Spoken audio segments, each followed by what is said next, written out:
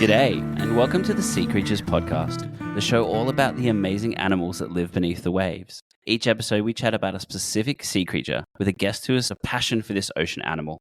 Our guests range from marine biologists to scuba divers, citizen scientists, underwater photographers, comedians, and anyone with an intense passion for marine life. My name is Matt Testoni, and I'm all of the above, apart from the comedian part. And joining me for this episode of the Seacreatures Podcast is Kirsty Webeck. And Kirsty is an Australian comedian who loves the sea, has a new comedy show all about it, and is going to be chatting to us about some of the quirkiest ocean animals. Welcome to the show. Thank you. Thanks so much for having me.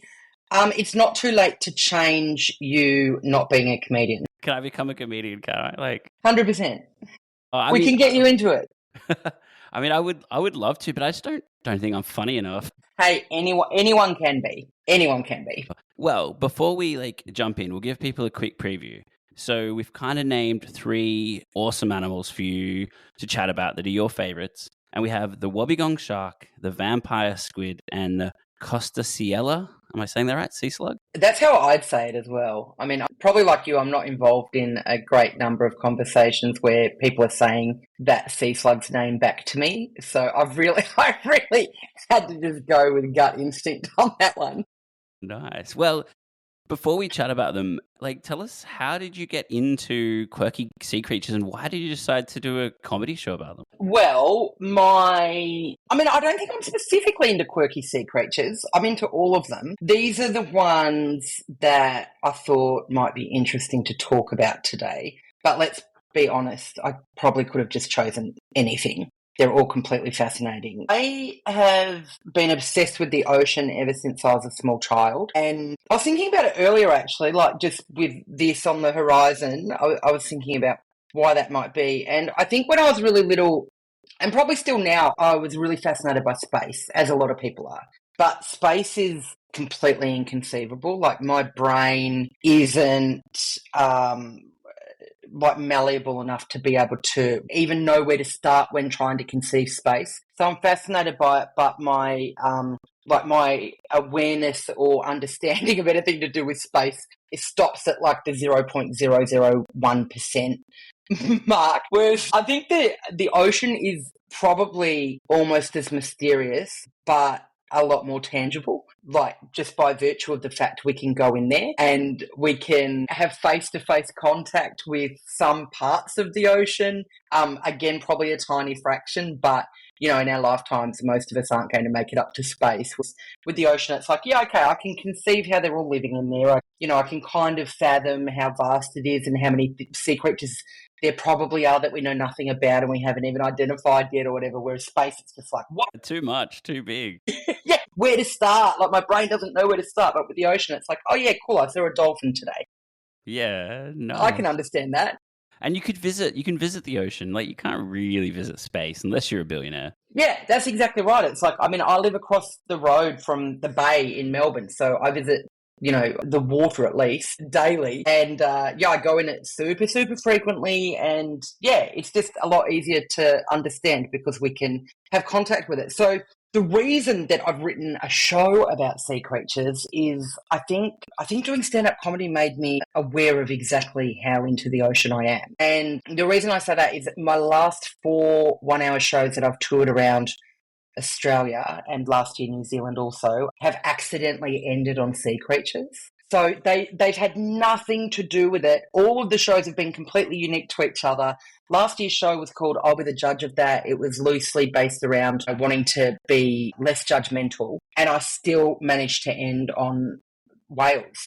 Some sort of diehard fans who have been to my shows for many, many years in a row pointed it out to me, where they're you just can't help yourself. And so I was okay, in 2025, I'm going to write a sea creatures show and we'll see if I can just be done with it. Now, realistically, I don't think that'll be the case. I'll do my show this year and then next year I'll accidentally shoehorn something about dolphins into my show again. But it's a nice thought. Yeah, you don't want to get rid of the sea creatures altogether, it's your thing, I reckon. Yeah, it is my thing, and they make me happy. They're very funny, and it's amazing how easily you can link them to other parts of life. So, yeah, I'm not going to put them on the shelf entirely. Well, tell us a little bit about each creature. So we'll start with the Wobbegong. And so what made you choose a Wobbegong? Like, have you seen one before, or how does that work? I'm going to be honest with you. The reason that I first started looking into the Wobbegong was through a fascination for the name. Like, it's a pretty excellent name. So Wobbegong sounds like an awesome name, right? But it's believed to have come from an Aboriginal language. So it means shaggy beard. Oh, cool. And yeah, which is awesome. And for anyone listening, Google a picture and it will become incredibly quickly apparent why it would be called shaggy beard. They have these awesome growths around their mouths, and it looks exactly like that. I just think they're awesome. They creep along the sea floor. They're camouflaged, which is one of my favourite attributes of sea creatures. I think it's awesome, like how many of them like blend so well into their habitat, their environment, and it's really frustrating as a keen snorkeler as well, which I'm sure you'd relate to diving, Matt. It's I went out on the weekend. I went snorkeling just in the bay here in Melbourne, and I am determined to see a seahorse in the bay here. But I'm also very aware that they're masters of camouflage, and they're also incredibly weak swimmers. So they like to hold on to weeds that they are exactly the same colour as. So it might be a lifelong endeavour for me to see a seahorse down here. They can be tough. And I've seen seahorses before, like around the bay, like Port Phillip Bay in Melbourne, and often people have to point them out for me, and I'm like, this is part of my job, taking photos of them, and I still swim past them.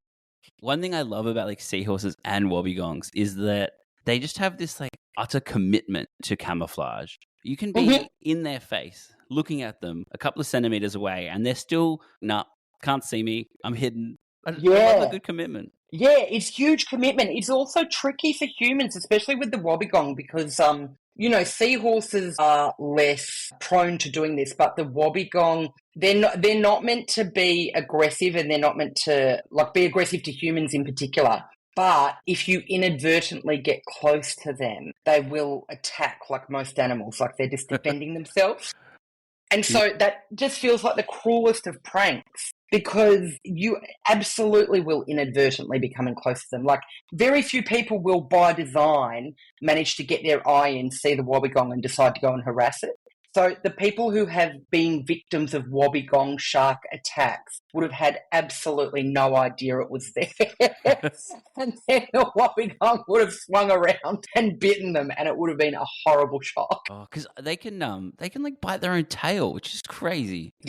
Yeah, so they're super flexible, right? So that means that if you were to try and pick one up, like by the tail, which, but that seems to be what people enjoy doing. And well, look, quite frankly, if you're just a punter out there in the ocean and you decide to pick up any creature by the tail, you're definitely going to deserve what you have coming, unless it's for medical related reasons, or you're trying to care for that animal in some way. If you're just picking it up for fun, you are getting whatever's coming to you. But they can just easily flick around and just bite you on the hand, like so easily. They're super, super flexible. So yeah, they're amazing.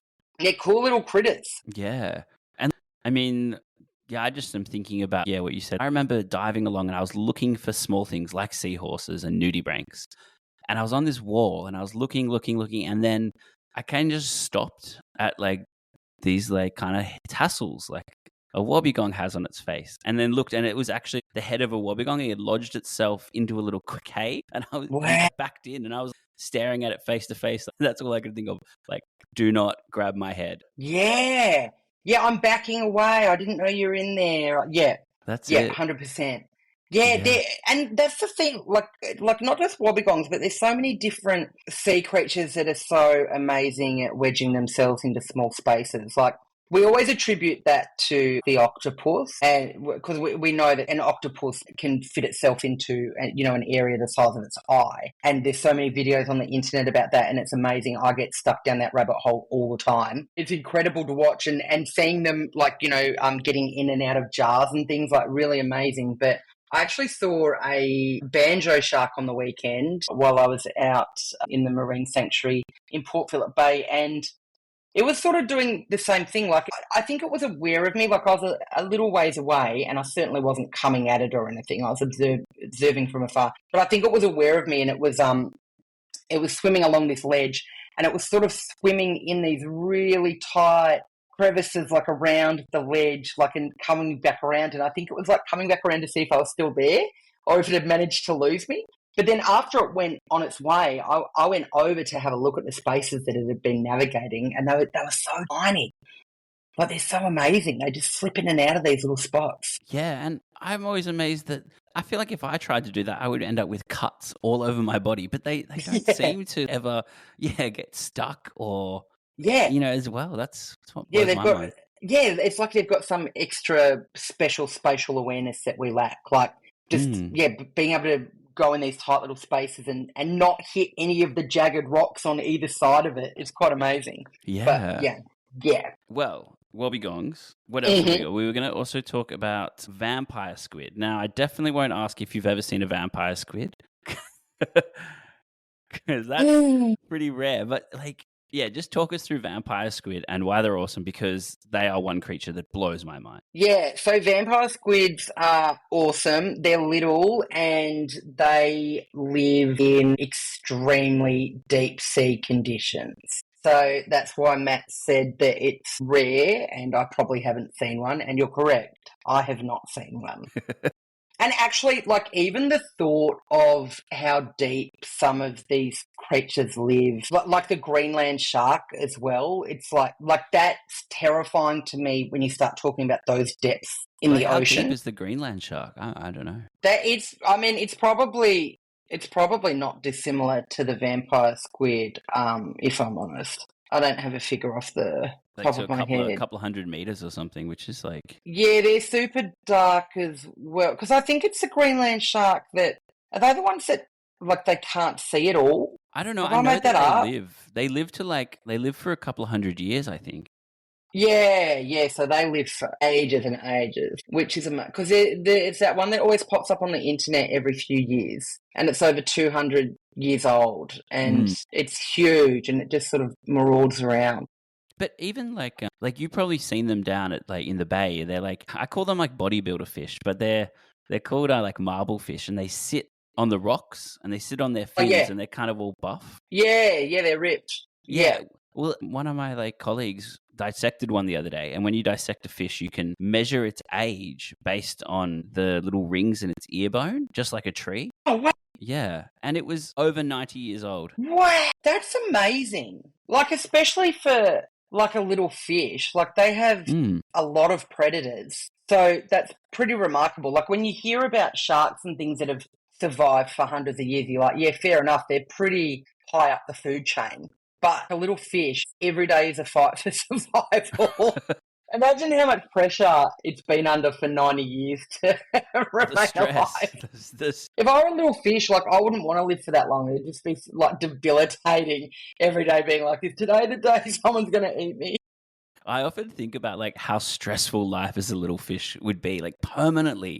You're permanently on edge. Totally. You'd have to be. Like, it must be the most anxiety-inducing thing. I was thinking that exact thing yesterday. I saw, I mean, they're not tiny, but I saw a big, beautiful school of garfish, and like, it was a sunny day, so they look really impressive. Like, they're the sort of long silver ones, and the sun's all sparkling off them. Really impressive, but they were sort of darting around, and I was thinking, like, even in a school, just trying not to be at the back of the school and like worrying about your mate who's back there, and I know there's a bigger fish coming up, everyone get out of the way. But then, I mean, I saw those, I don't even know what they were, but, on my way back in, I saw these tiny, like a few centimetres long fish, and I'm like, that would be so scary. Like, pretty much everything in the ocean is a predator to you.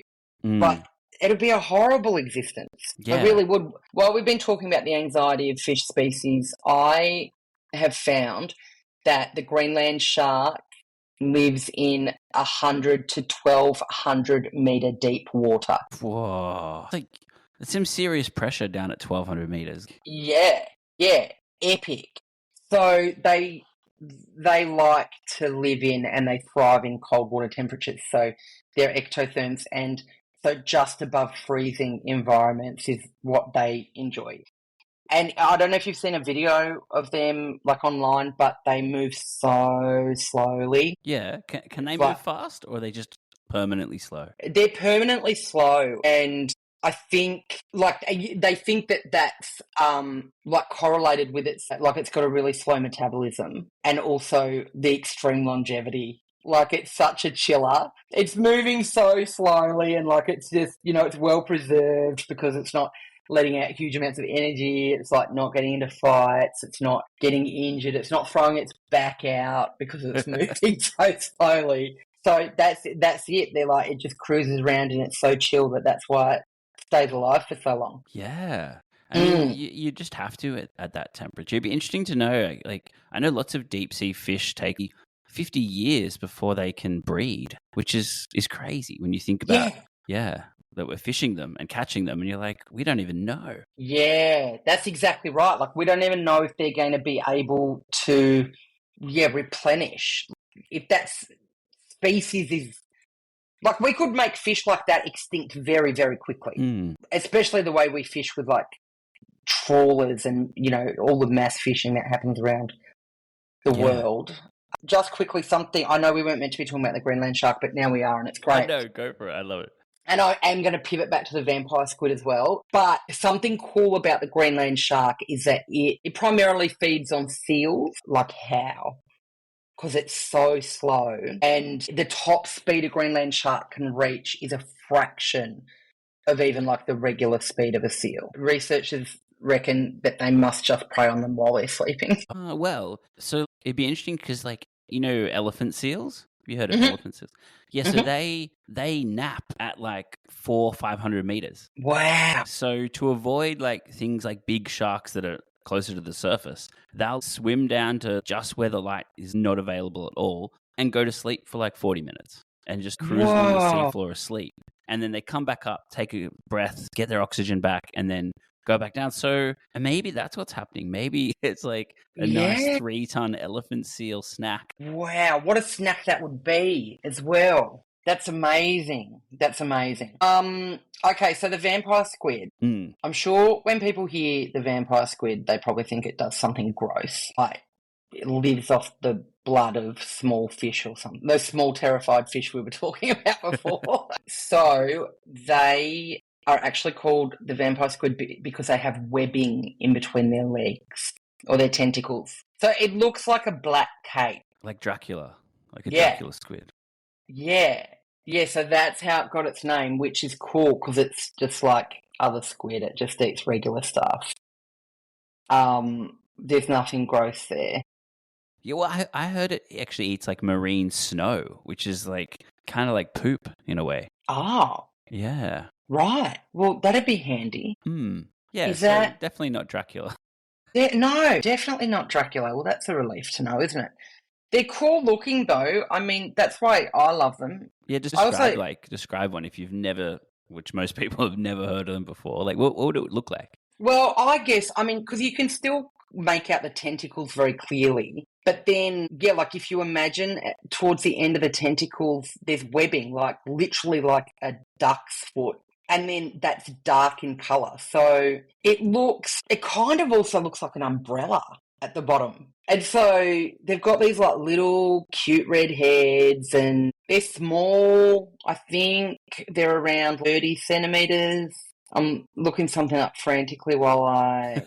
Oh, yeah. I was like, maybe I've made that up. But yeah, so the vampire squid can reach a maximum total length around 30 centimetres. Oh, spot on. Yeah, so that's pretty small. Yeah, for like an animal that lives a couple 100 meters deep in the middle of the ocean, like it's a bit scary.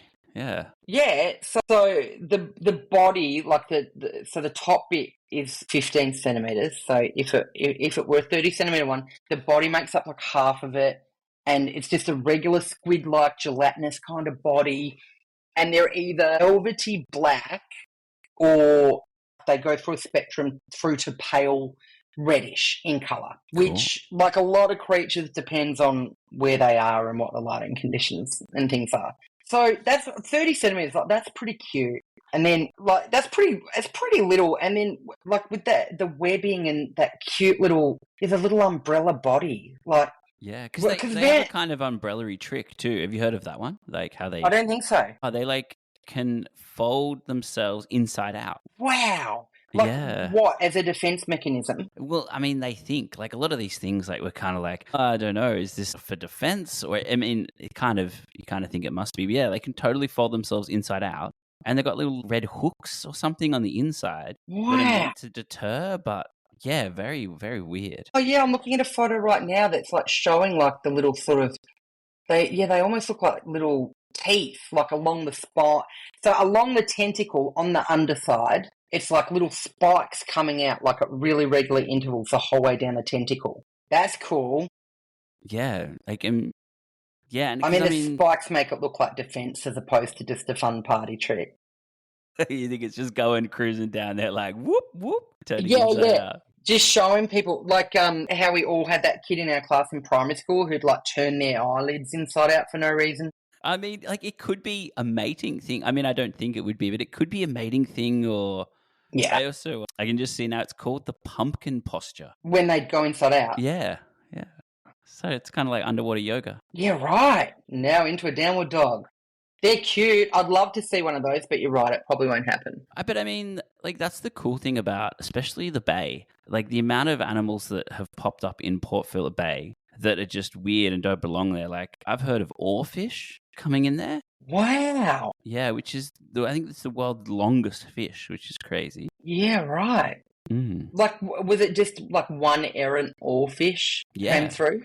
Yeah, wow. Hung out one of the piers. I mean, it would have, been like meters and meters and meters long, just hanging out in the shallows. Yeah, and all kinds of sharks and different animals end up in Port Phillip Bay. So yeah, it makes sense. I mean, yeah, it's all connected. It's like, it's this, it's the same thing with, like, the Brisbane River, like when the whales go up there. Yeah, like not super regularly, but more regularly than people would realise. The migrating whales take a wrong turn and end up in the Brisbane River. It's like, it's not unheard of, and it makes sense. And how we have that, during lockdowns in Melbourne, we had that seal really far up the Yarra River. Up the Yarra? Yeah, like super far up, like, up in the northern suburbs in the Yarra River. So people were going for walks, like, up around Abbotsford and beyond. So, if you're not familiar with Melbourne, it's, we're talking like a 15, 20-minute drive north out of the city centre of Melbourne. And so this seal has swum into the Yarra River around the city in the first place, but then has carried on upstream, like into the northern suburbs. And it was it was having the time of its life, and there's food and stuff in there for it. So it wasn't in a hurry to move on. And, we were in lockdowns and stuff here, so people that were in the right radius of where it was hanging out were going down and trying to spot it each day. And it was like I think he had his own Instagram page, and it became a whole thing. And yeah, like, that's pretty cool. Like, a seal's not meant to be up around Abbotsford. Yeah, well, I mean, we don't think so. Like, we just don't know. Yeah, well, that's exactly right. Like, maybe it's always lived there and we've just finally seen it. But yeah, we don't know, and that's the fun thing. Do you, because, like, you go out diving and stuff, and obviously this is your work and something you're deeply passionate about, Matt, but do you ever get a bit freaked out when you're out there in the water? All the time. Like, yeah, sick. Yeah, so, I guess a lot of people say they don't, or, like, they act quite tough, but yeah, I definitely do get a bit freaked out. It was many years ago, but I was under a pier in Melbourne down the peninsula, and it was about midnight, and I was taking photos and, getting quite excited. At nighttime, there's all kinds of cool animals out, squid and slugs and different animals. And luckily I was with a friend, and it was kind of crazy because I took this photo of a squid, and it was a photo that actually won me a really cool competition. It was the last photo I took on that dive. I was in 2 meters of water under this pier, and I kind of felt something, and I was like, what's going on? And I looked up, and next to me, this huge big shape was like about 10 centimeters from my face, and like just moved right next to me real slow. And it was like I was on a game show. So it was kind of like one of those match kind of game shows where, you have to match the word or something. And I remember looking up and being like, no, it's not a cuttlefish. It's not a dolphin. And this thing is 10 centimeters from my face. It's, it's not a seal. And then it was like, ding, ding, ding, ding. It's a big bronze whaler shark. Oh, Yeah, and it had been circling my friend and had come and like kind of circled and come in to check me and my other friend out because I think it must have followed a fishing boat in that had cleaned its fishing waste at the pier, and then it had hung around and kind of tried to make it its territory. And so it was like, what are you doing here? And yeah, that freaked me out. It took me a long time to get back into a night dive. absolutely. That would have been terrifying. Cool, but terrifying. Really, really cool. Yeah, I guess it's that, like, because when you're out there in it, there's so much of the unknown. Like, you're exploring, right? Like, even every time you go out for a snorkel, like, or a dive, like, you're exploring, and which, by nature means you don't know what's out there. Like, you're going out there to see what's out there. And sometimes when I get really into it and I've just, like, I've had my head down for ages and I'm looking around at everything, every now and then, like, just out of the corner of my eye, like, a piece of, like, weed will go past or something, and I'll be like, ah! Like, because I guess just, like, in the deep recesses of your brain, you're always just like, anything could swim up at any time. Like, it really could. Definitely. Especially, it happens more on snorkel. I feel like diving, you often feel a little bit more comfortable. But Right. yeah, definitely snorkeling. Like when I'm snorkeling and something or something touches your leg, even if it's someone else, and you're like, ah. Yeah, because you get really immersed in it. Like, you get so in the zone of being in there. And I guess, so, like, for me, I'm always really aware of my body when I'm snorkeling because, you're trying to make sure that when you're going through tight places and stuff, you always want to make sure that you're not, hitting any of the seagrass or affecting any of the environment in any way. So I think I'm a lot more aware of my body when I'm out in the water than I am, like, just when I'm cruising around on land. And so... yeah, that's it. Like, I think that magnifies, like, even when a bit of, like, seaweed brushes your foot or whatever. Like, I feel like it's amplified because I'm so in tune with my body and what it's doing. So I'm like, yeah. What's that thing? Oh, it's just a small wave went over me. Like, oh, okay. That's acceptable. You wouldn't do that in the street, like grass brushes against you, like, oh, yeah, I'm not worried. But... Yeah, like a leaf falls out of a tree and, like, brushes down your face. Like, yeah, you just, oh, it's a leaf, no, whatever. Like, even if you don't see it, you're not automatically like, oh my God, it could be a bronze whaler. But okay, well, that makes me feel good as well, knowing that that's not, because I definitely have friends who are like, nah, I don't care at all out there. And I'm like, yeah, well, I don't know. There's too many unknowns, but also too many knowns of what the possibilities could be for me to be that relaxed out there. Yeah. That's right. And that's part of why it's so amazing, though. You just don't know what is there. And I've seen, like, a friend of mine was diving once. He was leading a dive around a seal colony, and he had 10 divers behind him, and one of them had a GoPro. And out of nowhere, all these, like, cormorants or shearwaters, like a diving bird, dived down to about 10 meters deep and attacked him. No one else in the group, just him. Wow. And yeah, and you go, well, you're like, that's not going to happen on land. Birds aren't going to randomly attack you, but just off Sydney, he just ran. I've never heard of it again, but they didn't like him. Wow, that's so weird. That would have felt bad, being the one singled out. Yeah, but also kind of cool. Yeah, like, what have I done? Like, what have they heard? Yeah. Yeah, like, what do they think that I've done? It's like, yeah. Or you feel like a real part of the ocean because you're like, yeah, they're on me. Like, I belong here, Yeah, I don't know. yeah. They think I'm a big sea creature. Yeah. Well, let's touch on, before we finish up, let's touch on the Costasiella sea slug as well, because that is one pretty cool animal. So tell us a little bit about that one. Yeah, awesome. Okay, anyone listening has to Google image this one and you'll see why I chose it. It's adorable. It's also known as the leaf slug, the leaf sheep, also the sea sheep. And I mean, I'm assuming that's due to its appearance, like its little face, and it looks like little horns, like it definitely looks like a little sheep. Something cool about these is they're animals, but they indirectly perform photosynthesis. Cool. Which is sick. So they're around Japan, the Philippines, and Indonesia. They are in tropical climate. I'm just looking at something on my screen right now, and so it says they've got 2 rhinophores that emerge from the tops of their heads that look similar to sheep's ears or insect antennae. So that's cute. And those, Yeah. I don't know if you know, but those rhinophores are kind of like a mix between a tongue and a nose for a sea slug. So they kind of like smell/taste the water, which is kind of cool. That's awesome. Yeah. Yeah, right. That's cool. I like that. What would they be looking for through their rhinophores? Probably just food, like, Yeah. or other sea slugs. So, I mean, I'm always amazed that two incredibly slow-moving slugs that crawl across the seafloor, and when you see one, you won't see another one nearby very easily. They manage to find each other. Like, Yeah, cool. that blows my mind. So I reckon they're kind of searching for each other or for their specific food. Because as you mentioned, like they do photosynthesis because they eat the plant and then absorb the cells and then use the stolen cells to make energy, which is nuts. Yeah, that's awesome, isn't it? Yeah. So they take it's the chloroplasts, right, from the algae, and then so that's it's like nutrient storage. So it means that they can survive without eating for a long period of time. Yeah. Yeah, like that's weeks sick. and weeks, which that's so good. How efficient. I mean, imagine if we did it. Like you have a vegetarian week and you come out green and like super powered. It'd be great.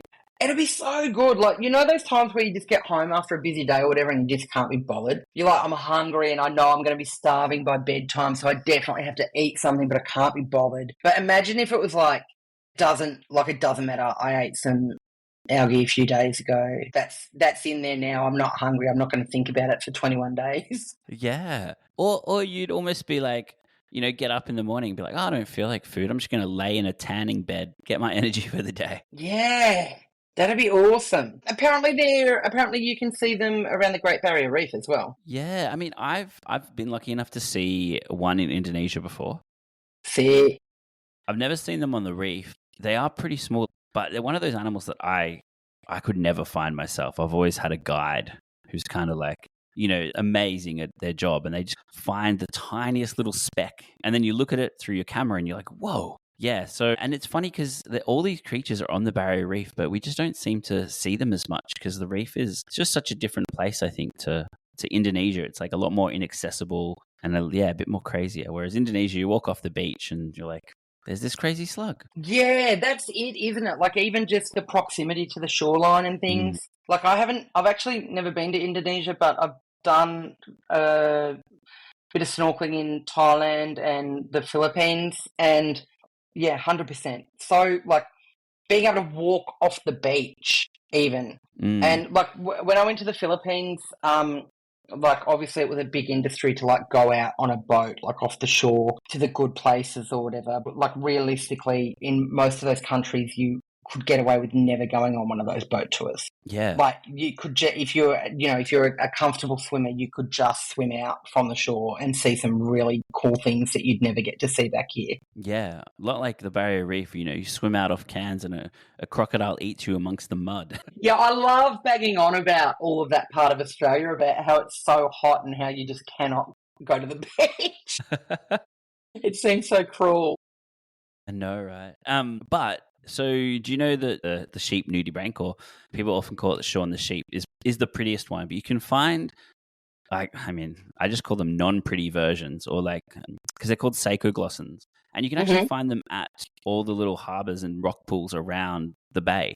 Like even Ricketts Point, if you look in a rock pool and you look at some sea lettuce, which is that like really bright coloured green lettuce, you'll find them crawling about on it, which is cool. Wow. Yeah, right. Never gotten a photo, but are they so small that, like, can you see them with the naked eye? Yeah, you can. Like, they're still the size of a pinhead, some of them, but you pick up some sea lettuce and you'll be able to see like little black dots all over it. Wow. And if you look real close and you'll be like, that's alive and it's having a munch. Awesome. All right, I love that. I'll keep an eye out. And I'll get the camera lens poised for some zoom. So check out those rock pools. Yeah, awesome. Well, that kind of brings us to the end, I reckon. I usually finish with like a few cool facts that we might have missed out on talking about. Mm-hmm. Yeah, do you have any cool facts about the creatures or any other creatures that you want to finish on? Not that I can think of off the top of my head. I feel like we covered off on most of the highlights of some of these. We did miss one crazy highlight. Oh, yeah? Googled this. Like I was like doing a bit of a search and doing a bit of thing. And I came across this fact and I was like, I've got to fact check it because it's too weird. But vampire squid don't have ink. They're halfway between an octopus and a squid, but they don't have ink. They have glowing mucus, which they squirt. That's gross. That's yuck.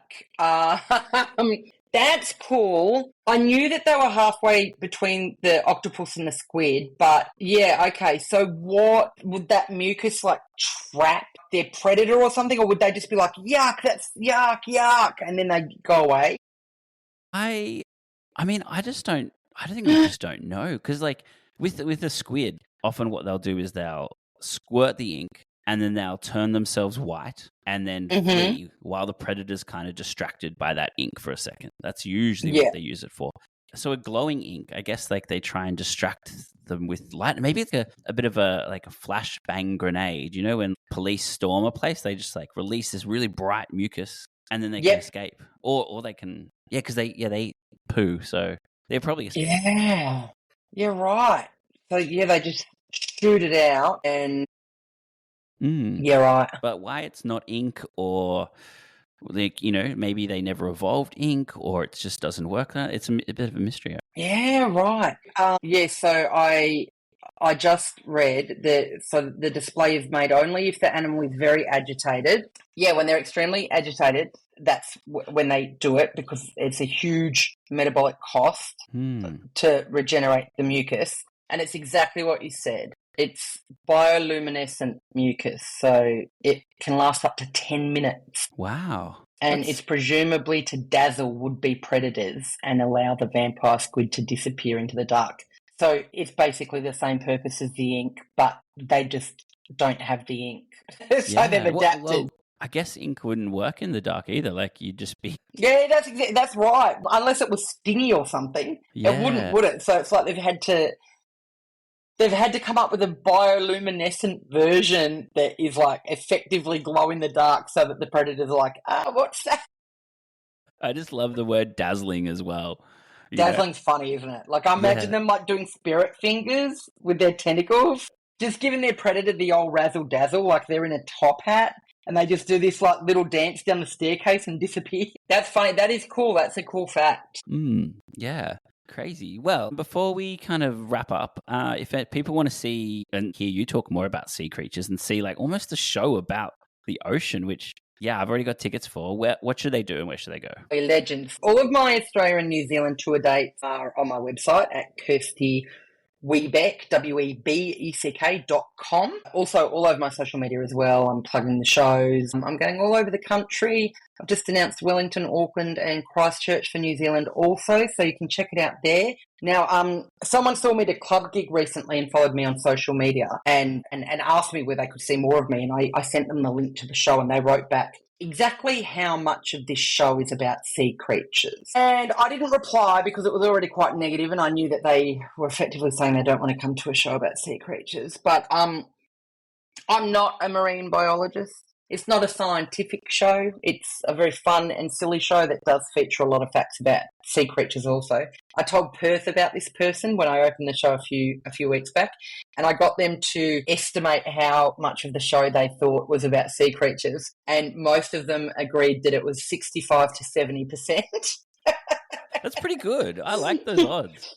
I think it's pretty good as well because they've got to have a little intro to me at the beginning if they're new to me and whatever. They've got to have a little bit of stuff just about general life sort of stuff, and then we get into the sort of nitty gritty. Yeah, it's all very fun and very silly, and it's more to do with my absolute love for the ocean and some animals that I've got a deep respect for as well. Yeah, a lot of fun, but it is a comedy show. It's full of jokes. So if you're a comedy fan and you love the ocean, you're going to have a great time at this show. Awesome. Cool. Well, I'll post links to the show and your social media and stuff on the podcast page.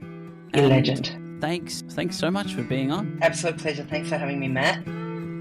Seacreatures Podcast is hosted, edited, and produced by myself, Matt Testoni. If you've liked the show, please give us a review on whatever platform you're listening to. It really helps spread the word of the Seacreatures Podcast. A huge thanks to Adina, Cassie, Sid, and David for being new supporters of the podcast. Your support really helps us keep the show running and helps with the production of future episodes. If you haven't yet, jump on and follow the Seacreatures Podcast on Instagram, which is Seacreatures_podcast. Also, we have a Patreon and a Buy Me a Coffee, and those are little ways that you can show support for the show and help us produce more content, as we have some really cool and exciting guests coming up in the next few months. To check those out, head to patreon.com/seacreaturespodcast or buymeacoffee.com/Matt Testoni. Music by the talented and awesome Dan Musil, and production assistance by George McGrath. Coming up next time on the Seacreatures Podcast, we're going to be talking to Mox Ismail all about manta rays. Mox is a Maldivian NGO director, dive guide, and general manta ray know-it-all. He spent most of his life in the Maldives diving with these amazing animals and has some really cool insights. This has been the Seacreatures Podcast.